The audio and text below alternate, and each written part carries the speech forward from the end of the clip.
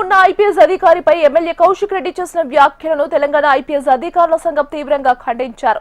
నిన్న కరీంనగర్ సిపి గౌస్ అలాం పై నిరాధార ఆరోపణలు చేశారని, మతాన్ని ప్రస్తావిస్తూ చౌకబారు ఆరోపణలు చేశారని ఐపీఎస్ అధికారుల సంఘం ఆగ్రహం వ్యక్తం చేసింది.